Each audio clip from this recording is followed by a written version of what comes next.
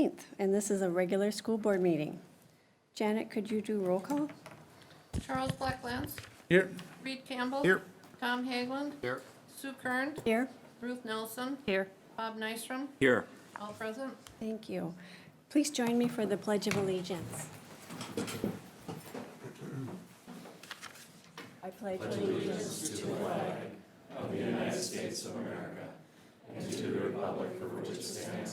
one nation, under God, indivisible, with liberty and justice for all.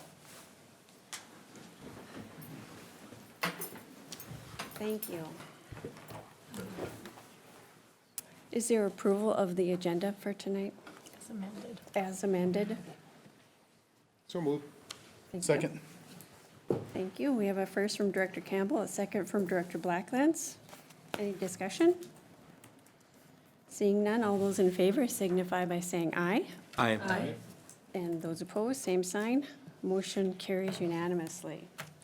District recognitions. Yeah, we have some very fun recognitions tonight. First of all, we want to begin by congratulating our very own Corey Reynolds back in the back corner for being selected as the 2019 ISD Distinguished Educator of the Year. And it was really fun to honor her right in this boardroom a little over a week ago. And on the 26th of October, she will receive that for her work with community education, communications, the referendum, just everything that is ever asked of Corey Reynolds. She's there and doing it with a smile. And I ask everybody to give her a round of applause tonight.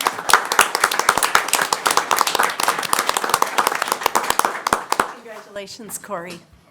And anyone that is looking for tickets, Janet will still, we have a table reserved, and so we'd love to have people there on her behalf. Also, I'd like to congratulate our Brainerd High School homecoming king and queen, John Berry and Grace Zimmerman. Last time we had our meeting, we hadn't selected the king and queen yet. We had the candidates, so we have them listed again, but congratulations. We had a wonderful homecoming at ISD 181. Also, congratulations to the Warriors girls tennis team, the conference champions this year, and our boys varsity and girls varsity soccer teams, who are also the conference champions. So congratulations to the Warriors. And that's all I have. Great, thank you. Next up is our public input. If there would be anyone in the public who wanted to come and talk to us about anything. Seeing none, we'll move on. Building project update. Damian Williams, Dave Bergeron, Scott Whittemer, Justin, can't ever say his name, Nanga? and Kyle Walter. Steal this one. Oh, there you go. A little easier. No, this is a test, you know. Yeah, That might work. you know everybody's name, yeah? Damien's gonna do most of this. Yeah. Good evening, everybody. I wanted to just kind of give an update on some staff changes. I think you're all aware that Brandon Kellerman has resigned from ICS Consulting, and he's moved on to do other things, and we wish Brandon very well as he moves forward. So tonight I wanted to introduce a couple people. I think you've all met them, but have them do a little bit more formal introduction. And Damian Williams and Kyle Walter. And I'm going to turn it over to Damian. Good evening. My name is Damian Williams. I am the new team leader for the Brainerd projects. Super excited to be here. I am a Brainerd Lakes area resident. My family and I reside in Pillager, Minnesota, and I actually went to 6th grade in this building. I went through 5th grade in Nisswa School, so it's really fun to see some of the projects that we're working on, or schools that I actually get to learn in. So super excited about the project, and look forward to working with everybody. Again, my name is Kyle Walter. I'll be taking over the Harrison project and also working through the Garfield design. And I just came off previously with ICS, been for 5 years, but came off the St. Cloud Tech High School. So spent 2 years building that $107 million high school. So happy to be here as well. Thank you. Kyle, I just had some friends tell us that they were at the high school this weekend for a swim meet, and that it was such a phenomenal project, and just a beautiful school, and I said, well, I know who did that. He's working on our project now, so I was pretty excited to have you here. So again, Damien will become the team lead. You see Scott is still here. Justin Moniga is still here with us. And we'll be introducing an additional project manager to the district this week. So you'll see Damien being the team lead, but you'll see much more of our team as we move forward with the project. Great. Very good. Great. Thank you. Welcome. All right, thank you. Well, we'll get started with our project update. And the slideshow's supposed to come up on screen, or is it just on the computers? I see it on my screen. Oh. She's the techie. Jan's gonna save us. She is. She always does. There it is. Perfect. All you had to do I is just touch bump it, yeah, I just touch it. She's got a magic touch. Okay. And, okay, got it. All right, so here we go. Bond Improvements Project Update. Wave 1 projects, we're going to review Brainerd High School, New Baxter Elementary, Forest View Middle School, Harrison Elementary, Nisswa Elementary, and then we're going to discuss Wave 2 project updates as well. Lowell Elementary, Riverside Elementary, Garfield Elementary, and Baxter Early Childhood. Wave 1 projects, Brainerd High School. Currently, we're areas 1, 2, and 3 are under, our footings and foundations are well underway. The orchestra pit expansion RFQs have been sent out. We're looking to expand that space, almost doubling the size of the space, I believe 700 square feet. We have weekly progress meetings that you're all invited to on Fridays at 10 a.m. We're working through final plan review comments for the plumbing and for the building plan review, and we're expected to have some of that information back this week. On the pictures, some of the pictures here, you can see the footings being installed. There's a picture from homecoming. Scott Whitmore was at the homecoming game, and you can see the pump truck on site still late in the evening on Friday. And I guess we want to recognize that Rice Lake Construction Group has really put in a lot of effort on the Brainerd High School. They've ramped up their labor, and they've been working 6 days a week trying to work through the wet, rainy fall we've had. So anyway, we've been very, very happy with their performance. Next project, New Baxter Elementary. Slab on grade work will be completed next week, so we're going to be completely done with the concrete work before it gets cold outside, which is always a benefit. Exterior set framing and sheathing is continuing. Roofing and utility installation to begin next week, so we're going to have all the utilities in, gas, electrical services in before freeze up. And then weekly progress meetings on site Tuesdays at 11 a.m. And we really do mean you're welcome to come and join us. So, Like, just Yep. for future reference, when you have those meetings, where are they on the sites? usually, typically the job trailers, depending on what site it is, though. The Brainerd High School project right now, I believe we're residing within the high school, looking to move into one of the buildings that has been purchased. But you could just ask, and we could definitely get you in the right direction to where those meetings are. And are there donuts at those meetings? There could be.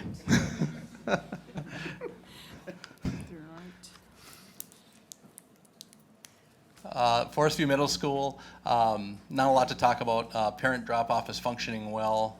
We've gotten the grass reestablished, and then the metal panels have been ordered. I believe we're still trying to confirm the exact delivery date, but they take a little bit to get. So they get fabricated once they're field measured, and they're a lengthy item. But hopefully we'll have them here sometime in early mid-November. Wave 1 project update for Nisswa Elementary, working on completing the roof decking on the classroom additions, roofing the gymnasium, and working on the steel framing for the classroom addition. I know our team's been really, really happy with High Tech on this project. They have done a great job with the steel erection, and they are definitely a local contractor, so it's really nice to hear that feedback. We have weekly progress meetings up there on Tuesdays at 2 o'clock. I do know that we are into roofing right now, so I think we're going to be enclosed November 1st is our goal right now, to have that weather tight. We're trying to beat the weather with all the projects. Once we have control, then we can control our destiny with the schedule. So, Great. yep. a lot of good momentum on that project. Harrison Elementary, we're installing the structural steel, wrapping up Wednesday, and we're underway with steel stud framing and rough-ins at the kitchen and gymnasium. Starting to get some good positive momentum. Kyle's done a great job of pulling together the contractors and get things back on track. I won't say they're off track, but they're definitely need some leadership there, and Kyle's done a great job of doing that. So, I think it's safe, Damien, that site has been most affected by all of the rain. It's really a tough site when it's wet. It's not, I don't know, what would you call that, Kyle? There's areas where we're holding off pouring the lower level right now, so we don't flood the existing schools. So there's certain areas we're holding off until some of the rain subsides and we can get the roof on the building. So a little challenging there, very muddy, kind of a clay mud type soil over there. So a little bit challenging there, but we're progressing. So. again, weekly progress meetings on that site, Thursday at 11 a.m. Kyle said there'd be coffee and donuts. I will give credit to the staff over at Harrison Elementary. Robert always has baked goods in his office trailer there, so there are snacks there. So please eat them. I will continue to eat them. I know it's getting to be winter time, but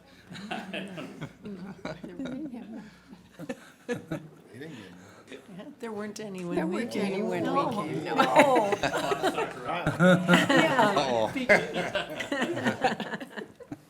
No. Any questions on Wave 1 projects under construction right now? With the horseshoe in front of the Forest View, looks beautiful, and I enjoy it, and I have a, just to bring you up to speed, I have a daughter that goes to school there, she's in 6th grade. So we use the north end drop off a lot, and it's heavenly. It's, rarely do I have to wait for anybody, just drop her off and. That's what we want to hear. So, yeah, so it's wonderful. The only thing that I would say about the horseshoe, moving forward, and I think that's probably out of your hands at this point, is the time actually from about 4:30 till about maybe 5:30, right when there's pickup of those athletic events. If you go there, it's packed from, more so than even in the morning, where parents will camp out there on the right side lane and read a book and get out and visit. And so I had to pick my daughter up once, and I had to hurry up and stop in the inside lane, and she had to run across and jump in. So it's more of a communication to keep those parents going, unless that was part of the plan, but it seems like an awkward thing if it's part of the plan to use it as a parking. I wouldn't think it's supposed to be used that way, but I could certainly see how, I'm picking up kids every night, and I understand how you can be early and they could be late and you could be waiting there. Yeah, when it comes to athletic events, you never know for sure when they're done, correct? Because sometimes they run a little short and sometimes they go a Right. little long. So Damien, Harrison, Nisswa, Baxter, they'll all be enclosed before the freeze. How will the freeze affect the Performing Arts Center? Well, so right now in the Performing Arts Center, our goal is to be backfilled and erecting precast panels before, I believe by the fourth week of November 25th, right around there. Scott, you can correct me if I'm wrong there. So, ideally, the biggest thing is to make sure we get backfilled properly. Oh, okay. And To get their footings and backfill or. We're okay. it could get a little interesting if obviously we get really, really cold temps and we start working with some frozen fill. But should be okay. Should be something we can work through. One thing too that's really interesting is with all the rain we've had, there's just a lot of moisture in the soils. So because of that, that frozen fill is actually a pretty big reality sometimes. So, but we'll work through it. I'm sure we're going to have blankets out on site. We're going to be covering things and protecting things, and we're still going to be doing our testing to make sure we meet compaction, make sure the contractors are not installing frozen fill and whatnot. So. Good. Okay. All right. Okay. On the Wave 2 projects, we are scheduled to have construction documents ready completed. I'm sorry, they'll be 100% complete on October 22nd, with the exception of Riverside Elementary. We added one additional serving line to that cafeteria kitchen. So the engineering is going to take about an additional week. So, but we have 95% complete sets now. We're starting to look at constructability starting to review and get together and actually look at cost and make sure everything's lining up with what we want. And then we're going to be looking for approval early November to be going out for bid. And then we'll have a bid schedule put together on how we're gonna strategically bid out the projects. So 3 of the projects are obviously right away next summer. The Baxter Early Childhood is obviously going to be a little later in the summer. So we want to make sure we maybe build. That'll be definitely the last project we bid out of the 4. But we're going to take a look at that with the team and make some good decisions. Include Lane and Reed. So. Very good. And I believe that's all I have, or all we have. You want to talk any longer? I had a question back for Brandon, and is when you come around, and I had mentioned this to him beforehand, but back to Forest View and you're coming down Knollwood from the north, or you just cross 48 or Highland Scenic, and you are approaching probably the second entrance into the school, so beyond the north or the old bus drop, and you enter the new visitor parking, where they punch through the new street there, or the entrance. Right now, when you come around the corner in the morning, sometimes it's backed up, just not backed up, but cars slowing down. There might be 2 or 3 cars, and you come around the corner and you're in the inside lane, but that inside lane then becomes the turning lane for that visitor parking. But there's no indication that you should be sliding over. And Brandon had thought at the time, maybe talking to the city about putting an arrow there, letting people know that you're supposed to be sliding over. But I just worry about, well, one time I worried that I would run into somebody because you're just not expecting that. Because it's kind of a blind, Comes up on you quick. Yeah. so just a thought. So guys, another question, the Felski properties on 6th Street, you closed on those last Thursday? Yes. We did. And the house will be used like you're gonna use that up until, Yep, our plan is to use that for a construction site services office. Okay. I believe we're looking heavily at the garage right now. I believe the furnaces were removed on the house itself, so. Oh. So it seems like it might be an easier, more suitable, easier space for us to renovate to use to okay. have the offices. 'Cause But if I'm correct, where you're parking now, that'll be moved over closer to where the house is, and then that'll be a site for laying all of your equipment and product and stuff that you're gonna need, is that correct? So Yes. that whole east side will be filled up for construction? Yep, I think we have, To include that, the Felski property and then the property immediately to the south. Okay. Great, okay. That's good. Is that it? Thank you. yep, you're welcome. great job. Thank you. Thank you. Next up, the approval of the minutes from the September 23rd meeting. Also move approval. Thank you. Second. Thank you. We have a first from Director Nelson, a second from Director Nystrom. Any discussion? Seeing none, all those in favor signify by saying aye. Aye. Those opposed, same sign. Motion carries unanimously. The consent calendar. Is there a motion? I so move approval of the consent calendar as submitted. Thank you. Second.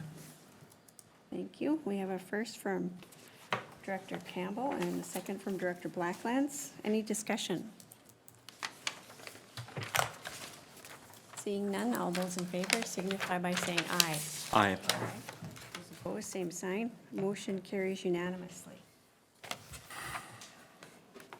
Next up, we have the communications, our student council update. Jonah and Hannah are going to talk to us.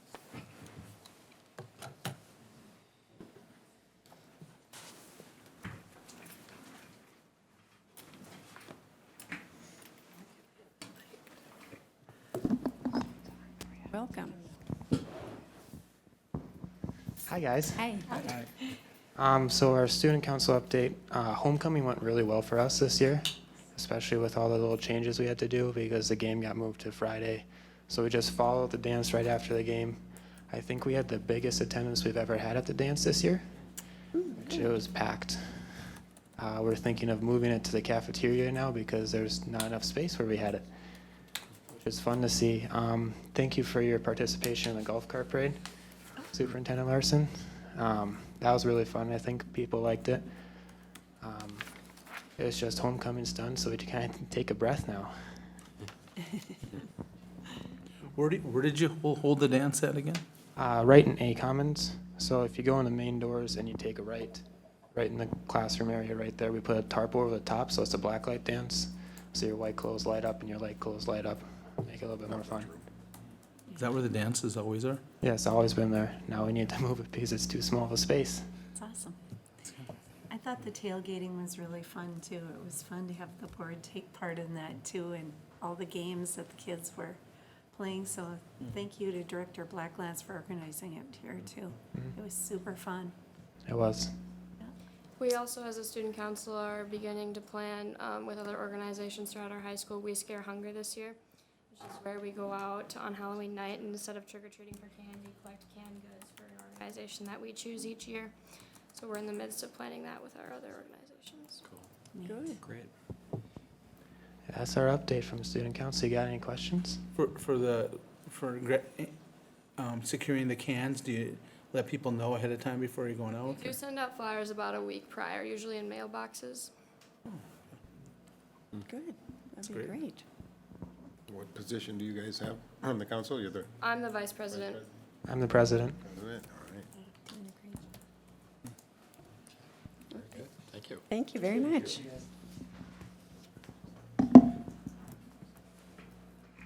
Next up, the fall participation update. Charlie. Mr. Campbell.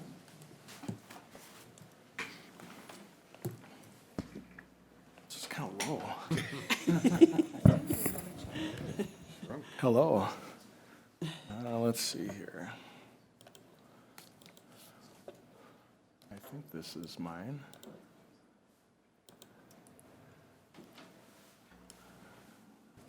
I'm back. I've got a very brief presentation, just some updates on fall sports. In front of you, I believe Janet made copies of some participation data for both the high school and for Forest View Middle School.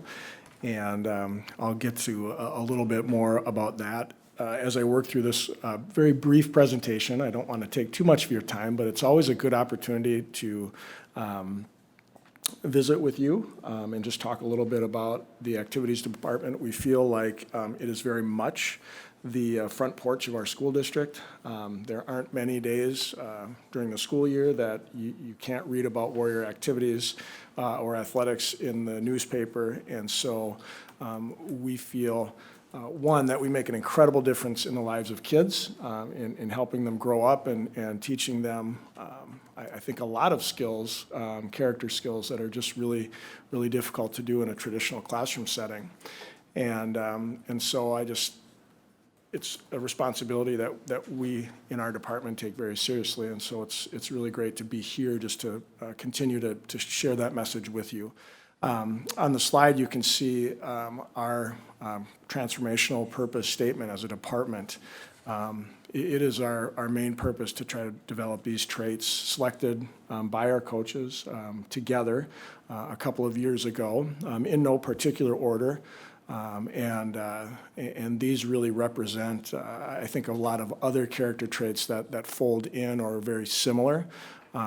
But again, if we can develop those in our student athletes when they walk out the door, I think we're going to wind up with good school board members in the future and good business owners and good workers and, really serve our communities well.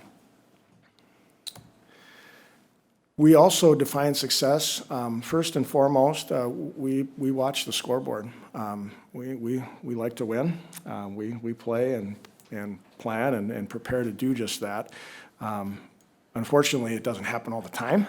And some seasons are better than others in that way, but we do choose to define it beyond the scoreboard. And so we look for kids that are caring for each other, treating each other with compassion, showing empathy. We choose to create and maintain an environment that people want to take part in. We think overachieving is a sign of success. We think consistency is success amongst our staffs and our approach to how we work with student athletes. We think working hard and improving is a sign of success. And we think we have a fine reputation in our conference and in our region and across the state of Minnesota. And it's important for us to uphold that reputation. And we have an opportunity to do that in a new way this fall, because our boys soccer team earned the #1 seed, and we are hosting boys soccer playoff games. The section finals are tomorrow. It will be the third game in that particular tournament, and we are extending our best foot and rolling out the red carpet, if you will. Saturday, we were doing snow removal, preparing our field, but not only taking care of that for our own athletes, but for our guests too, that are coming from other parts of the state, and we sure appreciate the opportunity to do that. And that's because of you and the decisions you've made to invest in our facilities that we can do those things. A little bit that I've learned, I'm starting my 9th year at Brainerd High School. I'm still the new athletic director at Brainerd High School, but it is my 9th year.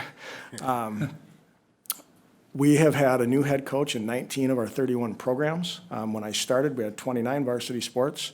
That is a 61% turnover just in our head coaching ranks. And some of those positions have turned over more than once.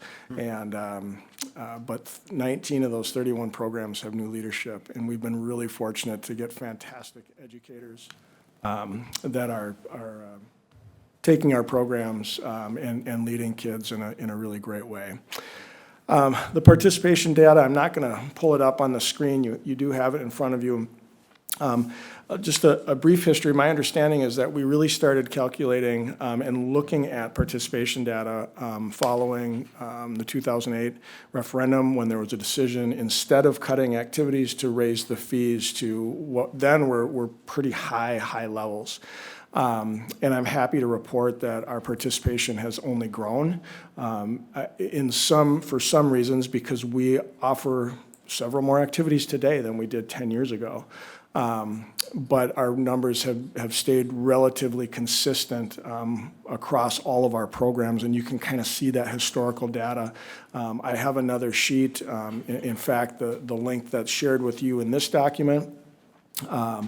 It goes back to, I think, 2007-08, and so you can find that sheet and go all the way back. But you will see we have remained, amongst all of our programs, relatively consistent in our participation, and again, increased opportunities mean more participants at the high school. And for a time, middle school activities had been cut because of that 2008 failed referendum, and they have come back, and they have come back in full force. And you can see the numbers of kids that we are touching at the middle school level. It's really pretty extraordinary. And then one comment about our participation. Well, I'm going to flip this to the next slide here, and you can see we have 104 student athletes that qualify for free lunch in the federal lunch program. We have 80 student athletes that qualify for a reduced lunch rate. That's 21% of our total athletes. That number, district-wide, we're closer to 40% of our student population is free and reduced lunch. So if you look at that data, that suggests that kids that do come from more impoverished families participate at a lesser rate than those families that are more affluent. And so, that's something I don't know yet what we do with that information, and there could be reasons that aren't even our control. That could be because of how we organize youth sport, and because, and I'll talk about that in a little bit more, but that's becoming more and more expensive. We may lose them before we even get them at the high school level, and that could be a reason, and there might be some other underlying factors too. I do believe that we do an excellent job of communicating to families and families in need. We will never turn a child away. because of their ability to pay or not. That's just not how we choose to operate our programs. And you can see we have 413 female participants, 460 male participants. In a perfect world, now I did not get the data from Sue. I would like to know, this is last year's data, what our overall male to female percentage was at the high school. I'm guessing it's much closer to 50%, and so it would be nice to see if we could increase our female population. We see a real dip in female participation in team sports in particular. I think, for example, we'll have 36 girls basketball players out, and in the boys equivalent, we'll have sometimes more than 60. And I can't speak for exactly why that's happening. Anything I could tell you would be strictly anecdotal, but it is what we see in team sports in particular for females. Charlie, before you go on the percent qualifying for free and reduced lunch, do you know if that's typical? I would guess it's typical statewide. I think I don't know the answer to that question. I think common sense would tell me yes, they would participate at a lower rate. The league has any information on that would be interesting to see. It would be, and I'll ask that question. I'm actually going to be meeting with league staff a week from today. I'll be meeting with league staff, and that would be an interesting question, but without certainty, we do see that, and there are other barriers too. That one is most prominent for us, for sure. So, good question. What I've learned in my time here is, you can see in this graphic, our comfort zone, it's a place where I think we all like to stay, but there's some really extraordinary things that happen when we get outside of that. I try to challenge our coaches is to help kids understand that, they're gonna need to be in an environment where it's okay to make mistakes. When they're trying to get out of that comfort zone and get into that place where the magic happens. And I'm gonna just share kind of an extension of our programs, something really great that happened last week. We had a sophomore student, Grayson Johnson, who reached out to Principal Rusk right before the homecoming game and said, I'd really like to, sing the anthem for homecoming. Okay, well, we have a pretty big band production, and that can't happen for homecoming, but come and visit because we have a lot of activities, and there'd be a way to do that.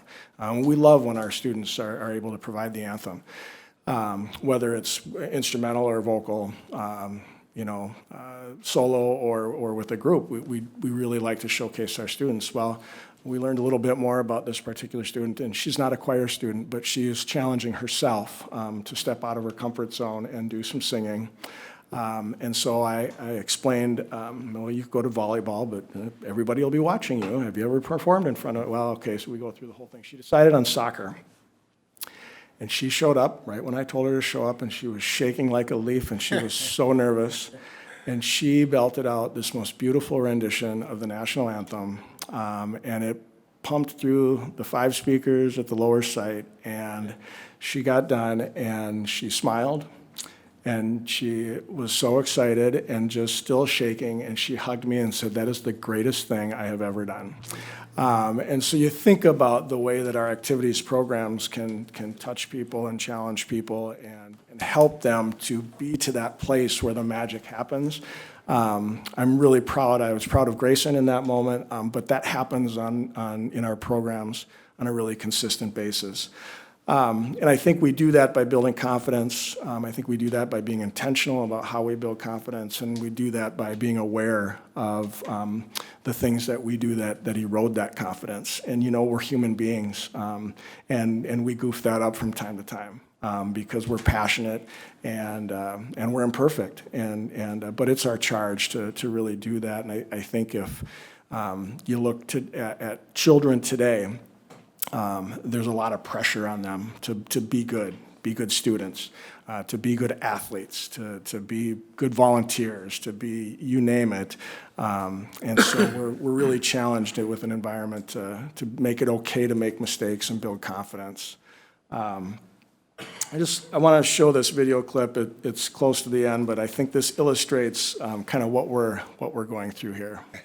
Oh, is there going to be sound, Janet? Oh. And then, yeah, I don't know.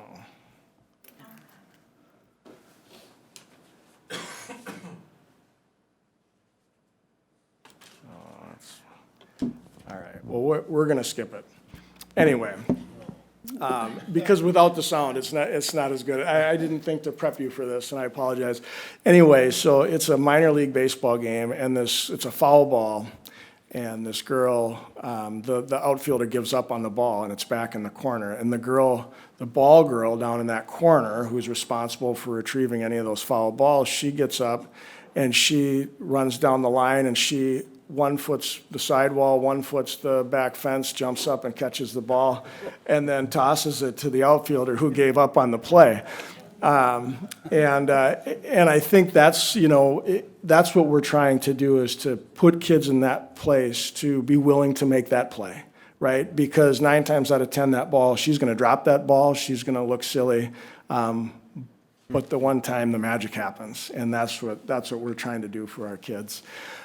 We know if we capture the hearts of student athletes, they're going to learn skills more quickly, they're going to work harder, they're going to recover from injury faster, they adapt to different conditions more easily, more readily. They're creative players, they're free, they're not fearful, and we inspire a much deeper connection and relationship. And so again, I thank you for allowing me to come and talk about our programs. I thank you for supporting the programs the way you do. They're really important to these kids. It's really important to our community. And I'm proud to be a part of that. So thanks. Any questions for me? So that lower field and the artificial turf, again, drains perfectly, and it's just amazing how that works so well. Yeah. It is, and we, as we were getting ready and kids were, and families were gathering on that cold homecoming on the north end, you were there, but we had the soccer team out practicing literally moments before the football team started to take the field and warm up, and it happens that fast, and then we had a whole section of small school soccer games that we're canceling this weekend, and we said, we're going to play. Our footing is great, and actually because it warmed up just enough, we pushed a little snow and it melted, and our facilities are extraordinary, and that's been just a superb investment for this community. One more, Charlie, after the loss of the Warrior Way funds, how has that been absorbed? Is it just a lower fee for those that can't afford it, or is sports boosters? No. So that's a great question. We are basically subsidizing those expenses. A number of years ago, while I've been here, we went from 3 tiers of athletic fees to 2. I believe our 3rd tier was a $425 fee, and we got rid of that one. So we have a $250 fee at the high school and a $350 fee. Our longer seasons, more of our winter sports are in that fee. We then reduce that fee. If you qualify for reduced lunch, you pay half. If you qualify for free lunch, you pay 25% of that cost. We still have the family max of $1,350, I believe. We have very few families that get there. Only a couple every year that get there. So it's a pretty high fee, but that is just an investment that the district makes. Later today or tonight in this board meeting, you're going to approve a resolution from the High School League Grant A, and that is one way we get some of those funds back. So we do subsidize up front, but we also get some of that back from the Minnesota State High School League. When you buy a state tournament ticket, there is a sales tax on that ticket, but rather than going to the general fund of the state or the Department of Revenue, it goes to the High School League Foundation instead. And then the High School League gives that back to schools in a variety of ways. And one is to help offset the costs that we incur for our free and reduced lunch population. Yep, good question, Reed. Thank you. Charlie, do you want to talk just a little bit about the challenge that we see with transportation the last couple of years? 'Cause I know that that's been a big one for you lately. It has been. Quite simply, as the economy has been very good the last few years, finding bus drivers has been a challenge.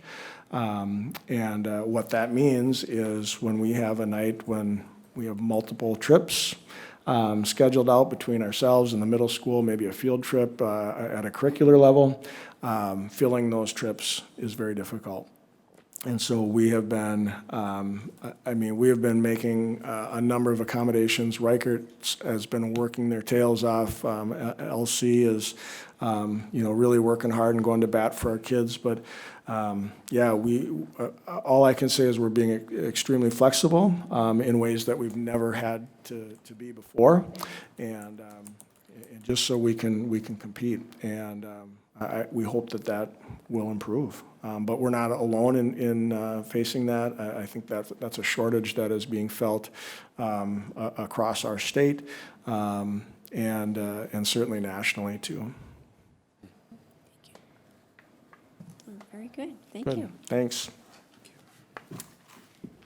Now we have some action items. The first one is the approval of the application to the Minnesota State High School League Foundation Grant Resolution. So moved. Second. Okay, we have a first from Director Nystrom, a second from Director Haglund. Any discussion? Seeing none, we'll do a roll call vote on this. Reed Campbell? Yes. Tom Haglund? Yes. Sue Kern? Yes. Ruth Nelson? Yes. Bob Nystrom? Yes. Charles Black-Lance? Yes. All in favor? Thank you. The next is the approval of the resolution establishing the combined polling places. Also move that resolution. Thank you. Second. Thank you. We have a first from Director Nelson, a second from Director Campbell. Is there any discussion on this? Just a question, is this just for special elections? It's for any election due to the state changes in the state statute. We have to pass it yearly. Oh, okay. Even if we're not having elections. Oh. It's our government at its finest. Yeah. But it's only on years, not on statewide election years. And they'll all be open. Not LMD. Okay. Oh, okay. Any further discussion? Okay, we're going to do a roll call vote. Tom Haglund? Yes. Sue Kern? Yes. Ruth Nelson? Yes. Bob Nystrom? Yes. Charles Black-Lance? Yes. Reed Campbell? Yes. All in favor? All right, thank you. Next up, the approval of the resolution for the approval of the aviation, the class that we have here. And we have Mr. Murtha going to talk to us, along with Tom Coop.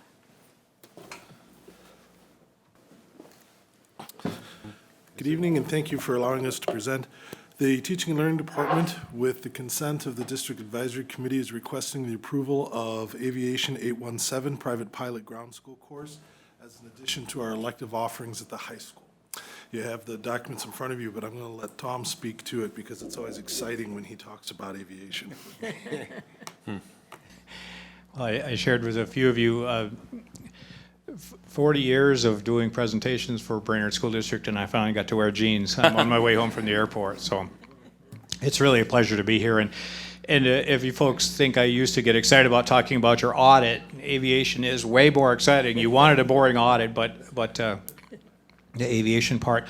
This spring will be the 6th consecutive year of offering the fundamentals of aviation. My 5th year of teaching it already. I can't believe I've been out of the audit world that long and in the aviation world, but we're averaging, we've been at, I think, from 7 students to 14, 15, and looking at the roster for this spring, I think we're up to 20. We have, I don't know, just gotten publicized, I think, a little bit better, and last spring we had half young women, and 2 of those have gone on and intend to fly in the military helicopter flying.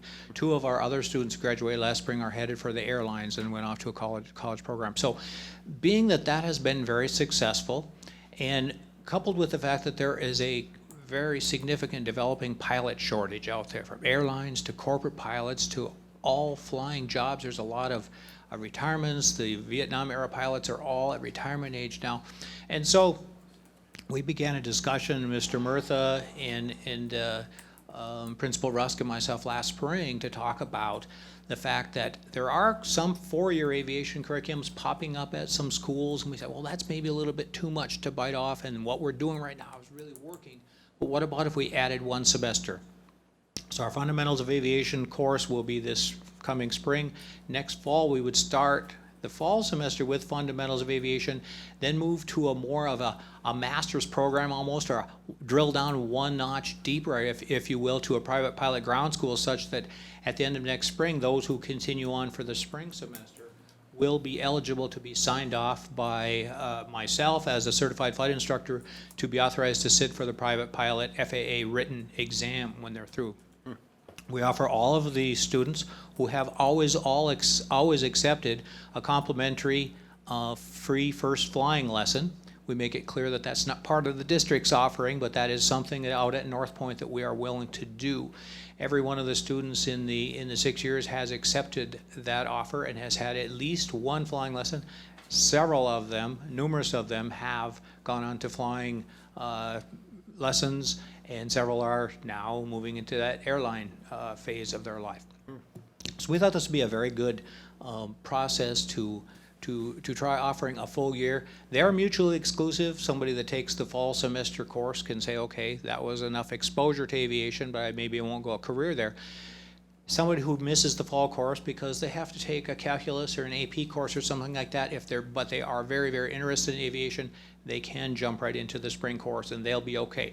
But the spring course is going to be a little bit more intense, some more homework. The fall course is more, hey, just get exposed to careers in aviation, air traffic controllers, helicopter pilots at North Ambulance, those types of things. So just a broad cross section of exposure, and then for those who really want to carry on, they'll have that opportunity. So I was here in April, not here, I was with the curriculum committee, and 12 days later I proceeded to make the front page of the paper, putting my airplane down on its belly out at the airport, and best advertising ever for the aviation program, right?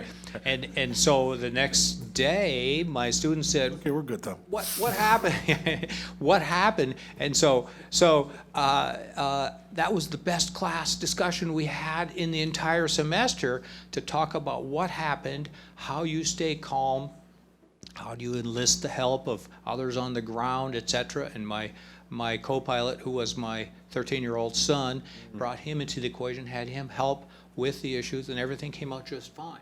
Well, that along with a lot of personal experience in 49 years of flying, I am able to share that with the students, and it is, as Mr. Campbell just stated, outside their comfort zone a little bit, and the magic does happen. So it's just another way that we're able to get 181 students some opportunities that you just really won't see most of the time. So I'm here. I've talked too long, possibly, but any questions at all as far as what we're doing with the students? So what did happen?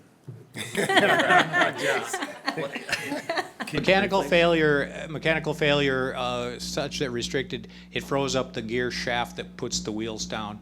And so once we flew around for troubleshooting for an hour, we decided that it would be a belly landing, and then.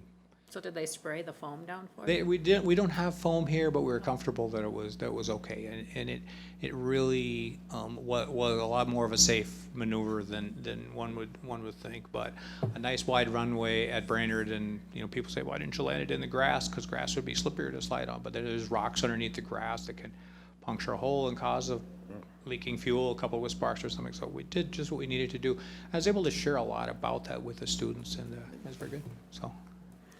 The classroom setting is mostly in the classroom at high school, or do you go out to the airport? A very good question. We have on the 2-hour block time Every week, we have standard procedure. We get permission from the parents. Even if they're over 18, we make sure we've got that on file in the office. The parents have granted permission for them to just go directly to the airport. And if there are any questions about weather or something like that, have your student just report to study hall, that's fine.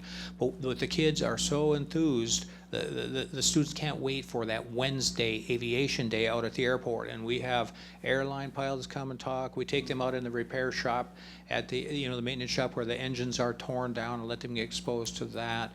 Airport operations gives a presentation. So many different things we get them exposed to. We're bringing in outside speakers, spending that 2 hours out there at the airport, seeing airplanes, but getting in them, touching them, feeling them, working the controls, that type of thing.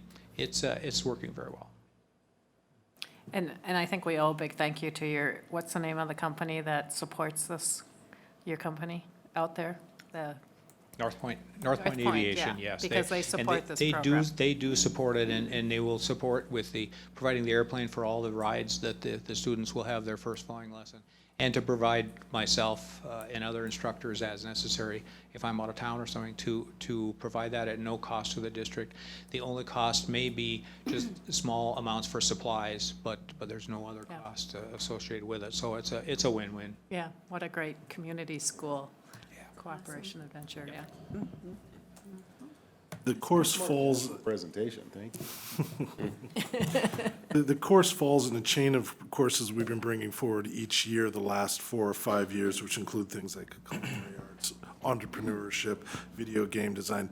These are courses that are specifically designed as electives to give kids career and college career readiness opportunities. And so we're just continuing to follow in that work.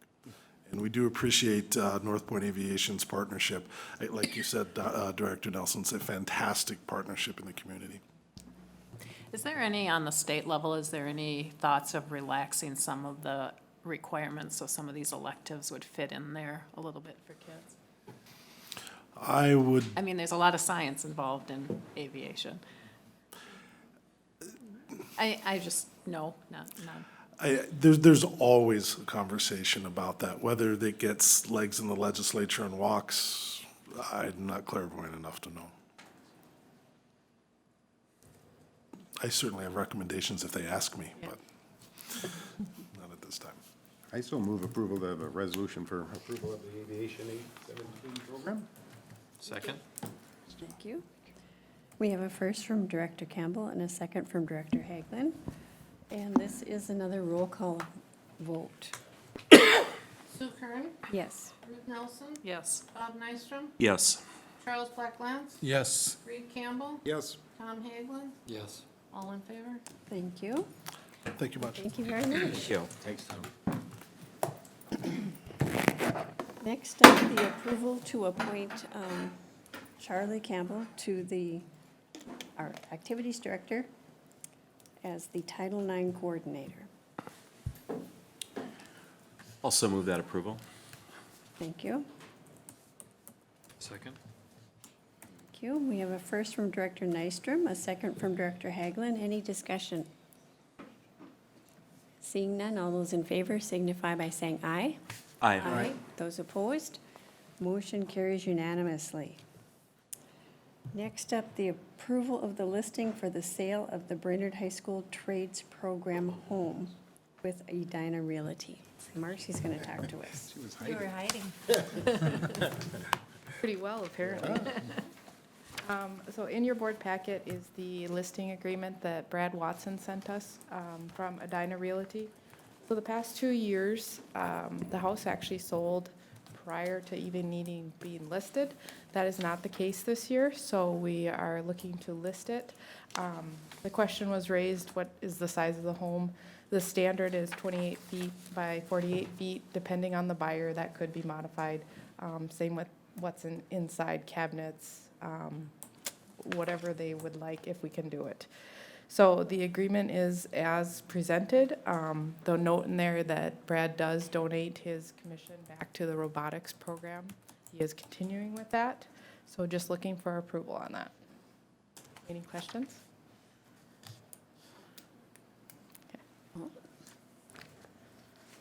I'll move the approval of the listing for the Brainerd High School Trades Program home with Edina Realty. Thank you. Second. Thank you.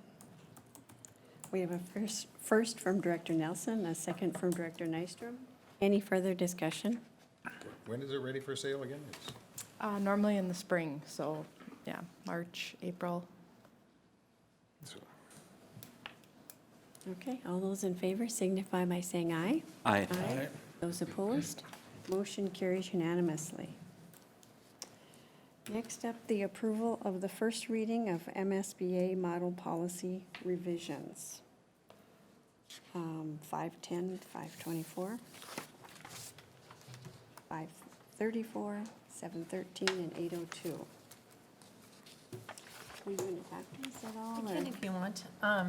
This past year, after the legislative sessions, there were a number of updates that needed to be made to district policies to comply with legislation that happened at the state level. And so we've taken all of those policies and sent them out to the directors of each of the departments in which the policies affect. And so I think there's probably about 15 more policies that had a fairly significant change that we wanted to bring forth for approval. The 5 policies before you tonight, school activities, the internet acceptable use and safety policy, unpaid meal charges, student activity accounting, and obsolete equipment, have all been approved by the directors of their significant area and recommended for board approval. Because these are revisions to the policy, they could be approved tonight, but just our common practice is to have a first reading. So if there's any questions that the board has or that you come up with, we would approve the first reading, and then we would approve it at the second board meeting in October or the next meeting rather than this one. So Very I good. would recommend approval of the first reading only of these policies. Okay. I just have one question on the school activities where we added an additional step that the school board will ensure that any funds raised for extracurricular activities will be spent only on extracurricular activities. Does that add another step to our work? I think it's kind of how we've already been doing that because it's already overseen by the school district. However, it would make sure that our business department is overseeing it and double checking it. And we've never had any problem with any of the funds that come in for activities and such that they aren't being used for them. And so we would just oversee that through our business department, again, continue to do that. But there might have been issues in other districts, I'm not sure about that, but it just gives the authority again for the district to oversee it. Yeah, because Mr. Coop used to bring that up at every audit when he was running. Yeah, it's one that they bring up a lot, so. Okay. Is there a motion? I'll move to approve first readings of policies 510, 524, 534, 713, and 802 as presented. Second. Thank you. We have a first from Director Haglund, a second from Director Nystrom. Any further discussion? Seeing none, all those in favor signify by saying aye. Aye. Those opposed, same sign. Motion carries unanimously. And let's see here, next up, the approval of the resolution regarding the board control of extracurricular activities. Marcy's already at the desk. So Fast. with the passing of GASB 84, the school district is required to take over those student activities.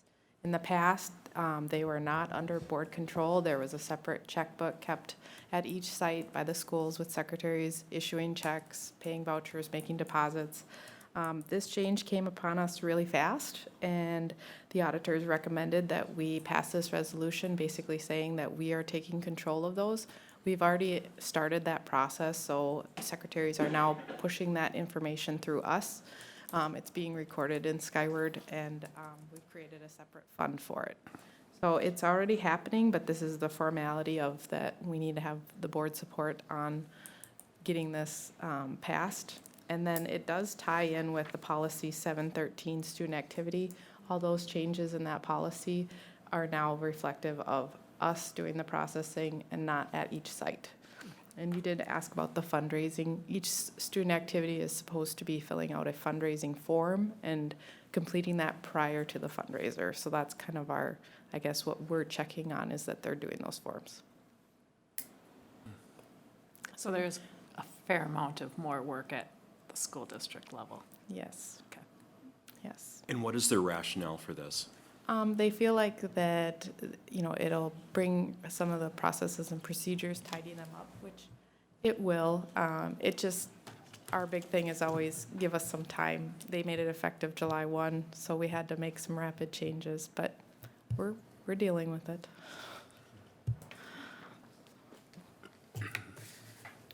Very good. Is there a motion? Also move. Second. Thank you. We have a first from Director Nelson, a second from Director Blacklands. Any further discussion? Ruth Nelson, Yes. Bob Nystrom, Yes. Charles Blacklands, Yes. Reed Campbell, Yes. Tom Hagelin, Yes. Sue Curran, Yes. all in favor. Thank you. Next up, the approval of the MSBA policy numbers. Let's see here. We're going to pull 205 and not look at that one tonight, starting with 402, 423, 506, 523, and 602. And these policies, we felt that we could just bring forward for approval. They were just really insignificant minor changes that came about.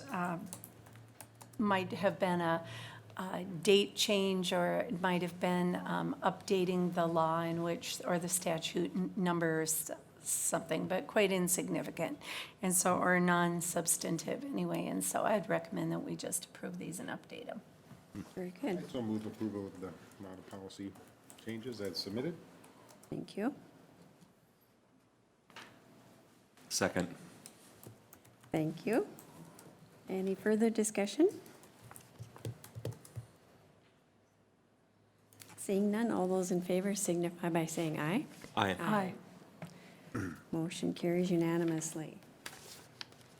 Now we're up to our informational portion here, Brainerd Public Schools Foundation Report. Director Campbell. Yes, thank you, Madam Chair. The foundation met last week and basically got into all the work that they've been doing. A great team of people working on things. And the last was the homecoming run, and it wasn't a very good day for the run, but so I think they still had like over 100 runners or so like that. But so they've been working on that. We're working on changes to the Hall of Fame to make some changes there as we go forward. There's also MOU that we are working on between the foundation and the school district. So we have to make some updates to that. And then they're talking about new members, board members, looking for some new board members, as a couple of them are going off. Debbie and Angie. So that was about it. Very good, thank you. Let's see here, the Business Services Report. Here comes Marcy again. She's getting her steps in. In your board packet is the enrollment report. Just want to note that since September 20th, we are down 13 from kindergarten through 12, but then up 2 when you take in early childhood.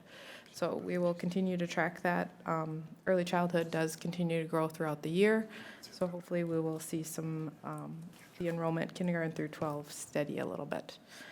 It's good to see that our kindergarten numbers went up some. Yes. And then just wanted to note that the Safe School Supplemental Aid is going to be issued October 30th. There was legislation that if the state ended the year, there could be some supplemental aid that is happening. And for Brainerd, it's going to be about $228,000. So it'll be similar to just our Safe Schools revenue, same type of protocol. It can be used on safe school equipment, counselors, SRO. That's what we generally use it here. And just was going to note that we do have the audit next week, so we're getting ready for that. And then hopefully we can have a follow-up on that report as well with last year. Any questions? Thank you. Very much. Superintendent's report. Very short report. Everything that I had highlighted today, we've been already talking about, so that's exciting.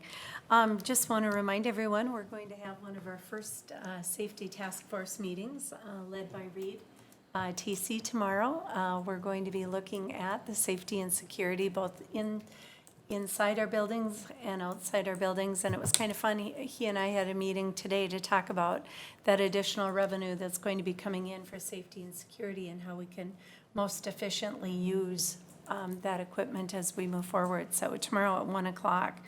Also, on Wednesday at 6 o'clock is the Brainerd Planning Commission, and they're going to be discussing again the light height throughout the city, and so I know that's important to us as a school district, and so there will be lots of people there to talk about that. Is that tomorrow or Wednesday, did you say?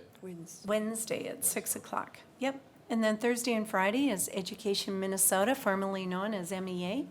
It's hard to believe that we're already to that point in October. We're a month and a half in, and we have Ed Minnesota break, and so there will be no school for students and staff on Thursday and Friday.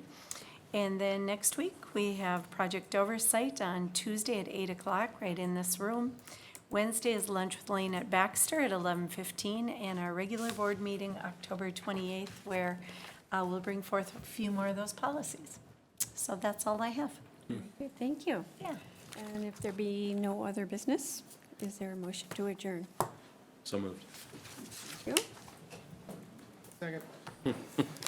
Second. First with Nystrom, second with Director Campbell. All those in favor signify by saying aye. Aye. Meeting adjourned.